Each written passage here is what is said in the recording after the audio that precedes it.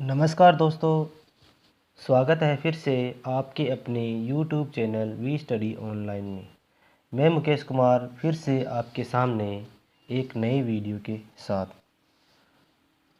दोस्तों, आज हम पढ़ेंगे जो रीट के सिलेबस में साइंस का सिलेबस है उसके अकॉर्डिंग उसमें है विद्युत धारा टॉपिक, उसको पढ़ेंगे। ये स्पेशली हम रीट के सिलेबस के अकॉर्डिंग पढ़ेंगे। बाकी ये जो टॉपिक है जो साइंस में सी-टेट है इनमें भी आता ही है, इनमें भी इनके लिए भी ये काफ़ी महत्वपूर्ण है।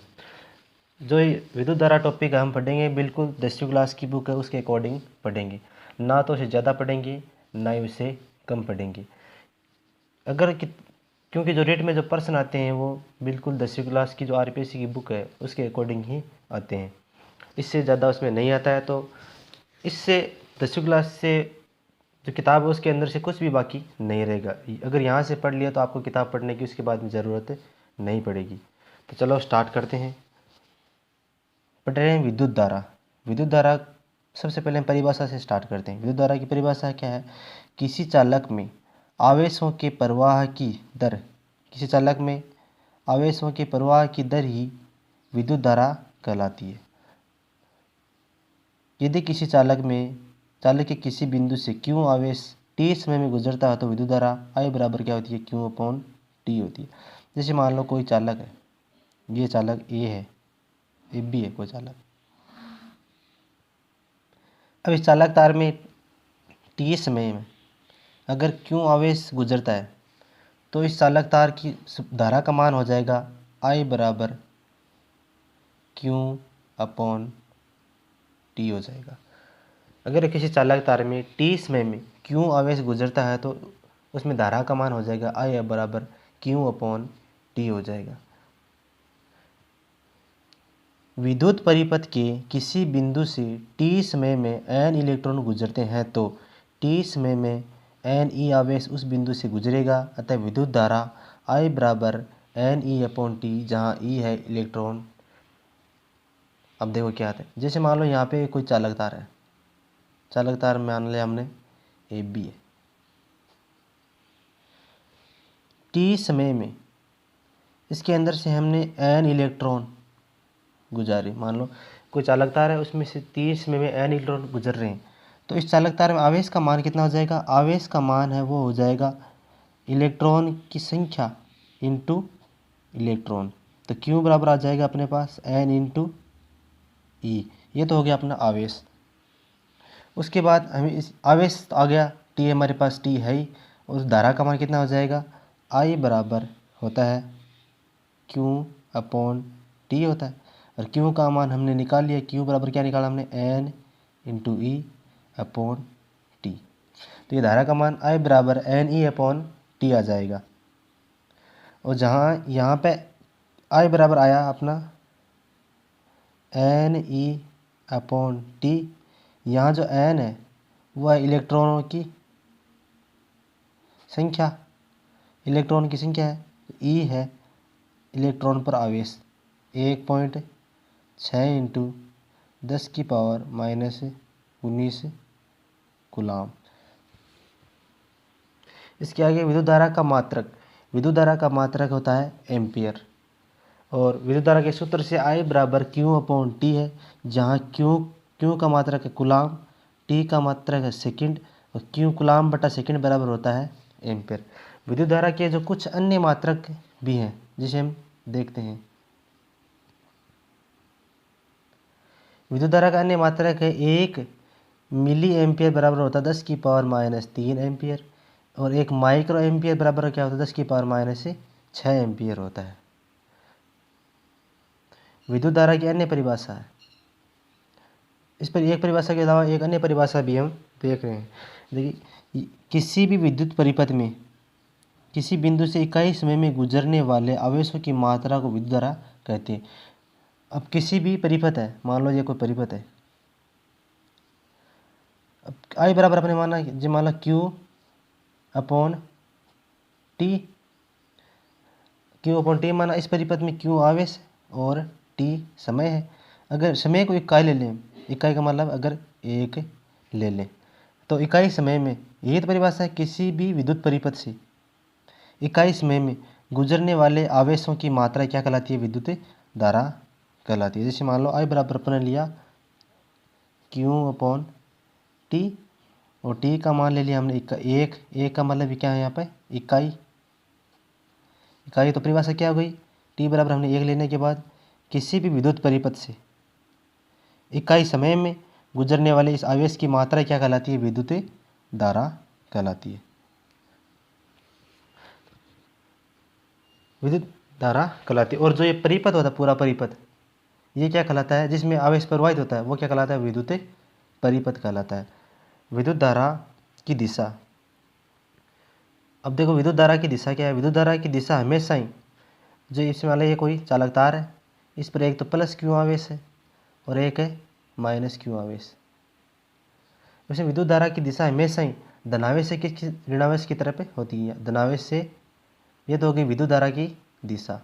हमेशा विद्युत धारा की दिशा किस तरफ होती है? धनावेश से ऋणावेश की तरफ होती है। और इलेक्ट्रॉनों की दिशा किस तरफ होती है? विद्युत धारा के बिल्कुल विपरीत होती है। इलेक्ट्रॉन किस तरफ गति करेंगे? हमें इस तरफ गति करेंगे।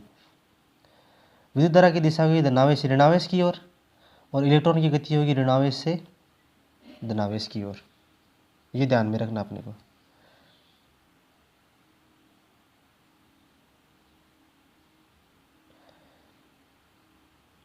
अब एक विद्युत धारा के बाद है 1 एम्पीयर की परिभाषा। 1 एम्पीयर की परिभाषा भी इसी प्रकार से निकाल सकते हैं। जैसे मान लो I बराबर Q/T, यह है एम्पीयर की परिभाषा। 1 एम्पीयर के निकालने के लिए क्या करना होगा हमें? Q का मान भी 1 ले लेंगे, आवेश का मान हमने ले लिया 1 कूलाम, 1 कूलाम ले लिया, और T का मान ले लिया हमने 1 सेकंड। जब इन दोनों का मान रखेंगे, Q का मान भी हमने 1 रख दिया और T का मान भी 1 रखने के बाद आ जाएगा हमारे पास 1 एम्पीयर। इसी से हम परिभाषा बना लेंगे। अब परिभाषा देखो किस प्रकार से बनेगी। जैसे I बराबर हमने Q का मान भी 1 रखा और T का मान भी 1 रखा, तो इसी से परिभाषा कैसे बनेगी? यदि किसी विद्युत परिपथ के किसी बिंदु से 1 सेकंड में 1 कूलाम आवेश को गुजरता है तो उस परिपथ में धारा का 1 एम्पीयर होती है। 1 सेकंड में 1 कूलाम आवेश गुजरता है तो धारा का मान कितना हो जाएगा? 1 एम्पीयर हो गया। अब विद्युत धारा को मापते किससे हैं? जब विद्युत धारा कोई चालक तार है A और B है, यहाँ पे प्लस क्यू आवेश है और यहाँ पे माइनस क्यू आवेश है। अब इस चालक तार में हमें विद्युत धारा का मान याद करना है, तो विद्युत धारा का मान याद करने के लिए क्या करते हैं कि इस चालक तार के श्रेणी क्रम में एक क्या लगाते हैं? एमीटर लगाते हैं, जिससे विद्युत धारा का मान याद कर सकते हैं। एमीटर में जो भी विद्युत धारा का पाठ्यांक है वो अपने आप हमें दिखाई दे जाता है। तो विद्युत धारा का मापन हम एमीटर द्वारा करते हैं। इसे परिपथ में किस क्रम में लगाया जाता है? श्रेणी क्रम में लगाया जाता है। श्रेणी क्रम का मतलब है यहाँ पे बिल्कुल इनके साथ में लगाया जाता है, यहाँ पे इस तार के बीच में लगाया जाता है, श्रेणी क्रम में लगाया जाता है। आवेशों के बीच में इसको सिरों को आपस में जोड़ दिया जाता है। अब अगला क्वेश्चन है, एक कूलाम आवेश में इलेक्ट्रॉनों की संख्या कैसे निकालते हैं? तो 1 कूलाम आवेश में इलेक्ट्रॉनों की संख्या में निकालने, जैसे मान लो हमें निकालने के लिए 1 कूलाम आवेश है तो Q बराबर हमने निकाला था क्या होता है? N इंटू E होता है। हमें निकालना इलेक्ट्रॉनों की संख्या, तो यहाँ पे Q तो आवेश, ये तो है आवेश, यह है इलेक्ट्रॉनों की संख्या और यह है इलेक्ट्रॉन पर, 1 इलेक्ट्रॉन पर आवेश कुल। तो यहाँ पे Q बराबर तो ले लेंगे 1 कूलाम का पूछा है तो Q बराबर कितना लेंगे हम? 1। N हमें निकालना है तो यहाँ पे N बराबर क्वेश्चन मार्क। E का मान हमें पता ही है 1.6 इंटू 10 की पावर माइनस 19 कूलाम। तीनों मान हमारे पास में आ गए, तीनों मान इस शुद्ध फॉर्मूले में रख देंगे और अपना मान निकल जाएगा। देखो कैसे निकलेगा। Q बराबर है N इंटू E। Q बराबर रख दिया हमने 1, N का मान हमें निकालना है और E का मान होता है 1.6 इंटू 10 की पावर माइनस 19 कूलाम। अब इसका पक्षांतरण कर देंगे तो N बराबर आ जाएगा, यहाँ 1 तो अपनी जगह है ही, ये आ जाएगा इसके नीचे 1.6 6×10⁻⁻19 कूलम। जब इसको सॉल्यूशन करेंगे तो हमें जो एक कूलम आवेश में जो इलेक्ट्रॉनों की संख्या है वो कितनी आ जाएगी, 6.25×10⁻18 आ जाएगी। उसके बाद है विभव और विभवांतर। अब विभव और विभवांतर क्या होते हैं देखते हैं। सबसे पहले पढ़ रहे हैं हम विभवांतर।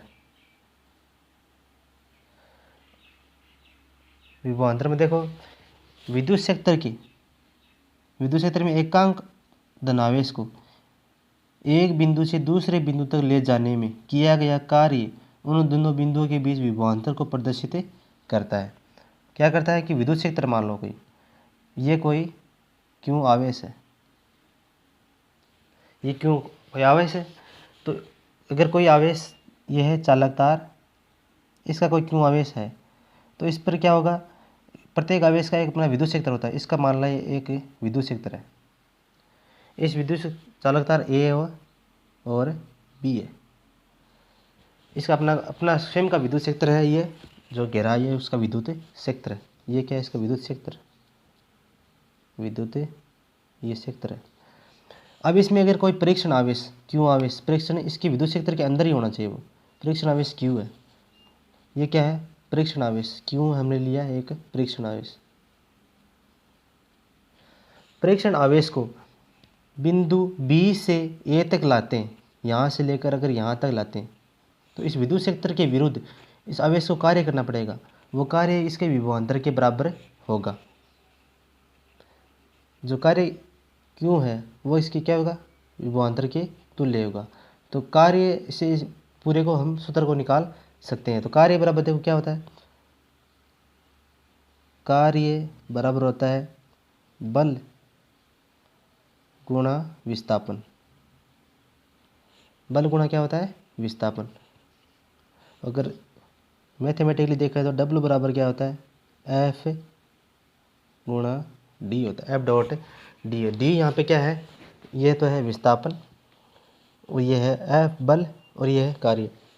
ऐसे विद्युत के क्षेत्र में भी इसे विद्युत के द्वारा अप्लाई कर सकते हैं। जैसे मान लो ये विद्युत क्षेत्र पूरा इसका, ये क्यों आवेश है और ये बिंदु A है और ये B है। इसमें क्यों आवेश को, कैपिटल क्यों आवेश है उसको बिंदु B से A तक ले जाने में, तो बिंदु A पर विभव क्या होगा अपना VA और B पर विभव क्या होगा VB। अब इसका मैं विस्थापन निकालना, तो विस्थापन क्या लगाते हैं, अंतिम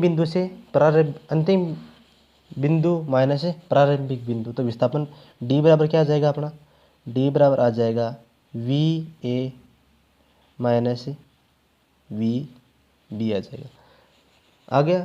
और F का मान यहाँ पे हम क्या, F यहाँ पे अगर ये तो होता है फिजिक्स के क्षेत्र में, अगर यहाँ पे हमें केमिस्ट्री नहीं, अगर विद्युत के क्षेत्र में लेना तो F की जगह यहाँ पे क्या आएगा, Q आएगा। F किसके तुल्य है यहाँ पे, Q के तुल्य। तो हम मान रख देंगे इसमें W बराबर कार्य, Q F की जगह जाएगा और D की जगह जाएगा VA माइनस VB। अब याद क्या करना, विस्थापन या विभवांतर क्या होता है, कार्य के तुल्य होता है। तो यहाँ से इसको उस तरफ ले जाएंगे तो VA माइनस VB बराबर क्या आ जाएगा, W बट्टा Q आ जाएगा। ये अपना क्या है, जो पूरा कार्य है इसके तुल्य हो जाएगी। ये क्या आ गया अपना विभवांतर दो आवेशों के बीच में। तो VA माइनस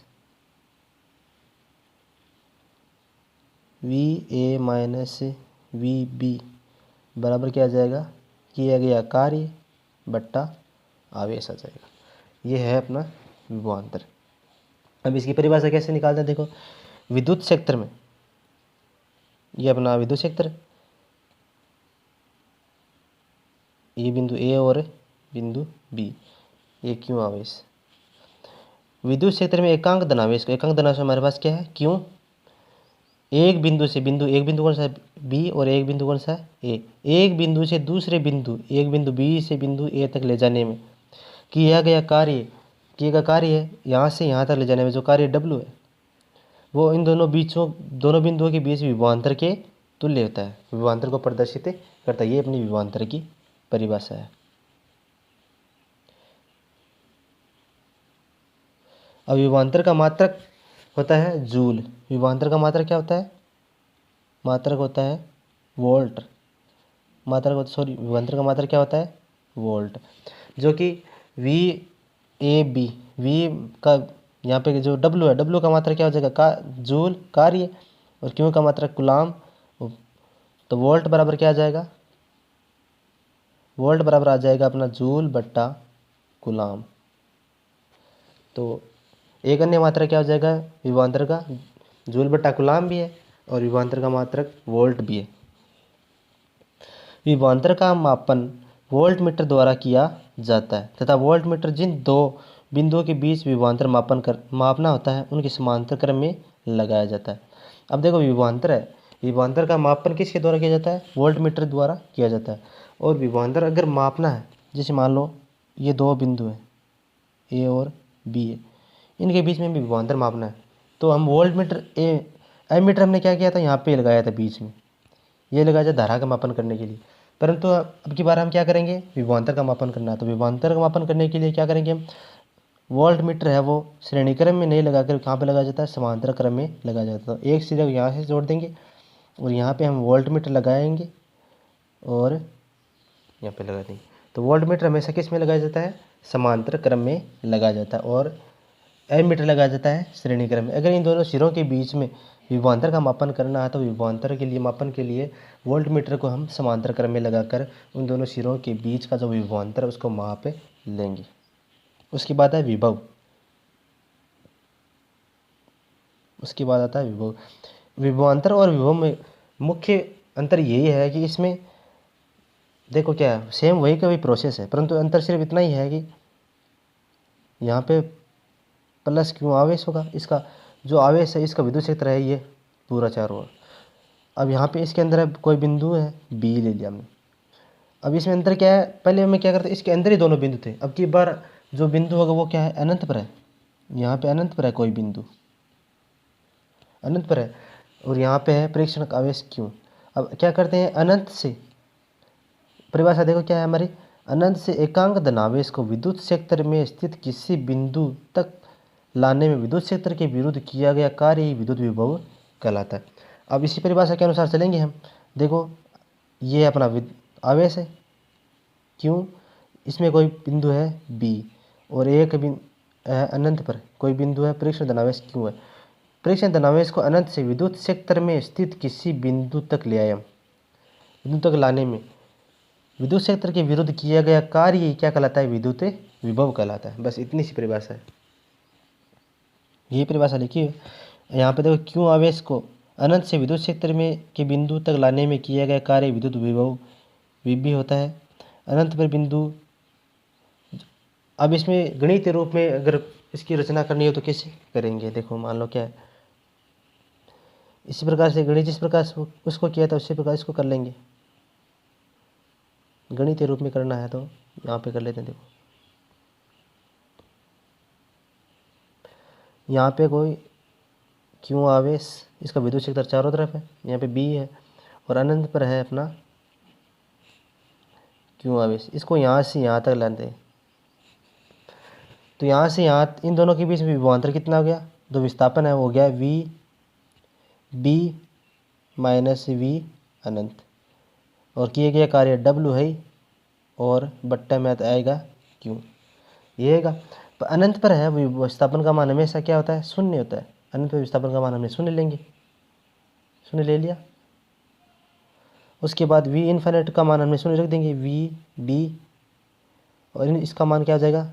इसका मान हो जाएगा 0, इस पूरे का मान हो जाएगा 0। तो 0 रखने की जरूरी है नहीं, और डब्ल्यू बट्टा क्यों। तो वी बी बराबर क्या आ जाएगा? डब्ल्यू बट्टा क्यों। ये क्या है? विद्युत विभव।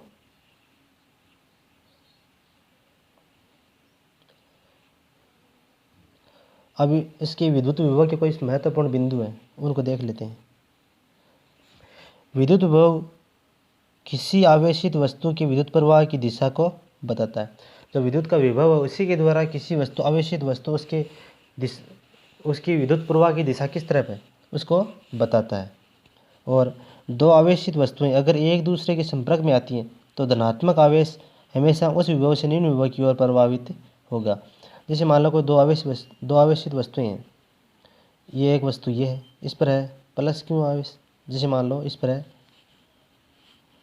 ये एक वस्तु है, इस पर है 5 कूलाम आवेश है, और दूसरी वस्तु है अपने पास ये, इस पर है 3 कूलाम आवेश प्लस वो भी। अब जैसे ये दोनों वस्तु आपस में संपर्क में आएंगी तो आवेश हमेशा इस वस्तु से इस तरह पे प्रवाहित होगा। धनात्मक से हमेशा धनात्मक विभव से और ऋणात्मक विभव या निम्न विभव की ओर प्रवाहित, उस विभव या इसका होगा, निम्न विभव इसका होगा, उस विभव वाली वस्तु से निम्न विभव की ओर आवेश से प्रवाहित होगा। यदि दो आवेशित वस्तुओं पर विभव समान है अर्थात विभवांतर शून्य है, तो यदि दोनों वस्तुएं विद्युत संपर्क में है तो इनके मध्य किसी प्रकार का आवेश से प्रवाहित नहीं होगा।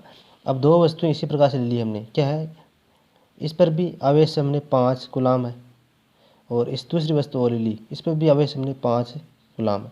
अगर दोनों वस्तुओं पर आवेश का मान समान है तो विभवांतर क्या होगा, विभवांतर VA माइनस VB होता है। तो विभवांतर का मान इसका भी 5 है, विभव का मान इसका भी 5 है, इसका भी 5 है, तो क्या हो जाएगा, शून्य। विभवांतर का मान हो जाएगा शून्य। तो विद्युत इन दोनों को संपर्क में लाते हैं, संपर्क में लाने पर विभव का मान ऑलरेडी शून्य है, तो इनके मध्य प्रवाहित धारा का मान क्या हो जाएगा, शून्य हो जाएगा। अब इसके इस महत्वपूर्ण प्रश्न है, देखते हैं कुछ इंपॉर्टेंट प्रश्न हैं जिन्हें हम सॉल्व करते हैं।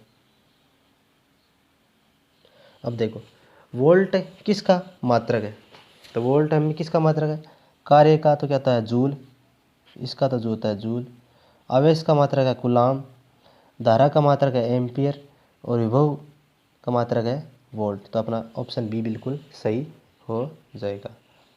वोल्ट मीटर लगाते हैं, तो वोल्ट मीटर कहाँ पे लगाते हैं, देखो धारा के मापन में क्या लगाते हैं, एमीटर, दोनों क्रम में श्रेणी क्रम में लगाते हैं।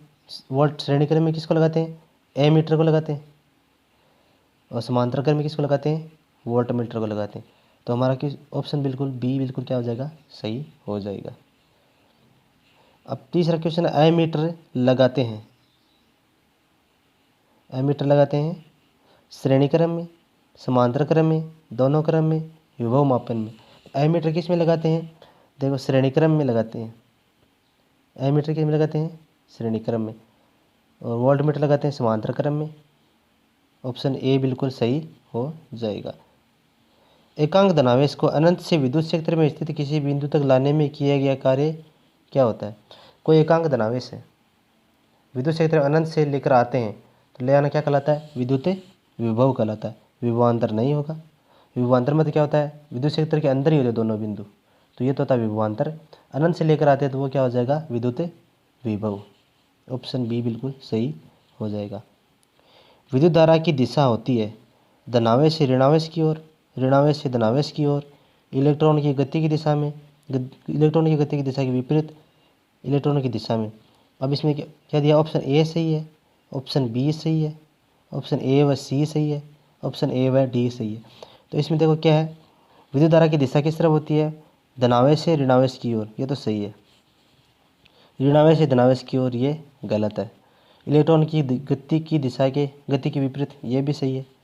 इलेक्ट्रॉन की दिशा में ये गलत है। तो ऑप्शन हमारा ए और सी बिल्कुल सही होगा। तो ए और सी किस में है, ऑप्शन नंबर 3 बिल्कुल सही हो जाएगा। तो वीडियो को पूरा देखने के लिए बहुत बहुत धन्यवाद। अपनी तैयारी करते रहें। जय हिंद, जय भारत।